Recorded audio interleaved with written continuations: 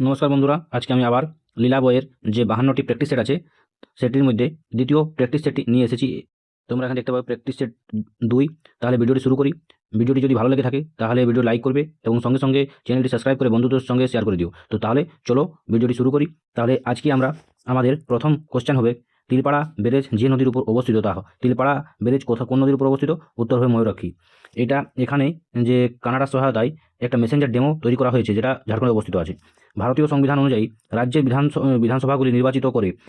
এর উত্তরটা হবে রাজ্যসভার সদস্যদের। তারপর তৃতীয় কোশ্চেন হচ্ছে, বাস্তুতন্ত্রের কোনটির সংখ্যা সবচেয়ে বেশি? তাহলে মাংসভোজী, বিয়োজক, তৃণভোজী? তো উত্তর হবে উৎপাদক। পারমাণবিক আকার যে ইউনিটে প্রকাশ করা হয় এটা সঠিক উত্তর ফার্মি হবে। কম্পিউটার কী ধরনের যন্ত্র? কম্পিউটার একটি ইলেকট্রনিক যন্ত্র। শকাব্দ কবে সূচনা ঘটে? শকাব্দ 78 এডিতে হয়। তারপর কোন গভর্নর জেনারেলের শাসনকালে ভারত রেলপথের সূচনা হয়? লর্ড ডালহৌসি। তারপরে চুম্বী উপত্যকা কোন সীমান্তে অবস্থিত? সিকিম, ভুটান।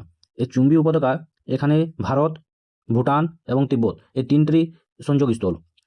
চুম্বী উপত্যকা, নাথুলা এবং জেলেপলা এই যে দুটো গিরিপথ আছে সেটার সংযোগস্থল। তারপর 9 নম্বর কোশ্চেন হচ্ছে, ভারতের সংবিধান কত নম্বর ধারায় মৌলিক কর্তব্যগুলো আলোচনা করা হয়েছে? সঠিক উত্তর হবে 51A। তাহলে তোমরা কমেন্ট করো কি এই যে মৌলিক কর্তব্য আছে কোন দেশ থেকে নেওয়া হয়েছে? কোন সংস্থা এশিয়ান গেমস আয়োজনের দায়িত্ব থাকে? এটার সঠিক উত্তর হচ্ছে অলিম্পিক কাউন্সিল অফ এশিয়া। বিশ্ব এইডস দিবস 2025 পালিত হলো গত 1 ডিসেম্বর। এবছরের থিম কী ছিল? এখান থেকে আরেকটা কোশ্চেন, যদি বলা হয় বিশ্ব এইডস দিবস কবে পালিত হয় তখন উত্তর হবে 1 ডিসেম্বর। আর এবছর 2025-এর থিম কী ছিল?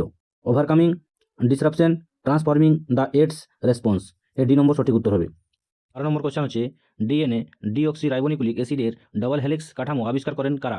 সঠিক উত্তর হবে জেমস ওয়াটসন ও ফ্রান্সিস ক্রিক।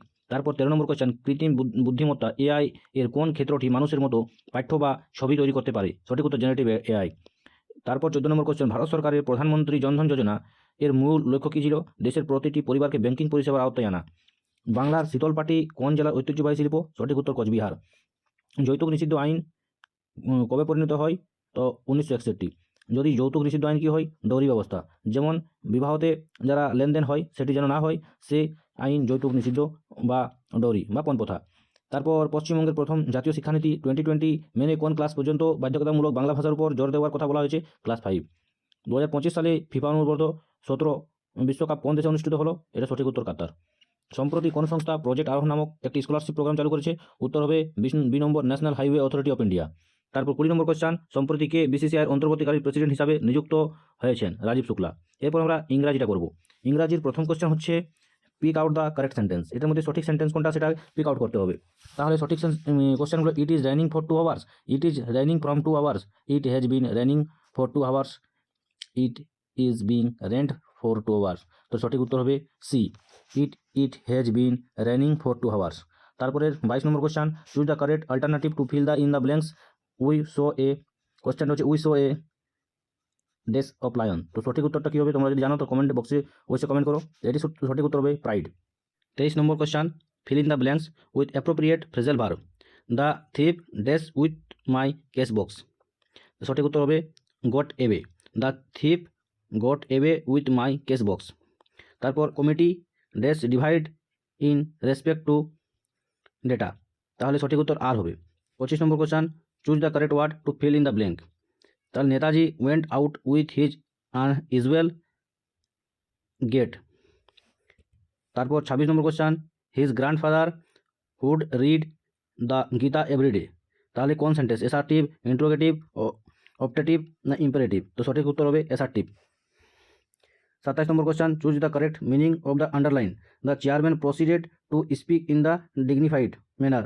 তাহলে সঠিক উত্তরটি হবে, তাহলে যে কারেক্ট মিনিং যে আন্ডারলাইন করা আছে তার কারেক্ট মিনিং কী হবে? এটাও তো স্টেটলি হবে। স্টেটলি মানে মর্যাদাপূর্ণ এবং ডিগনিফাইড মানে মর্যাদাপূর্ণ। আর তোমরা যদি জানো এলিজেন্ট মানে কি তাহলে কমেন্ট করো। তারপর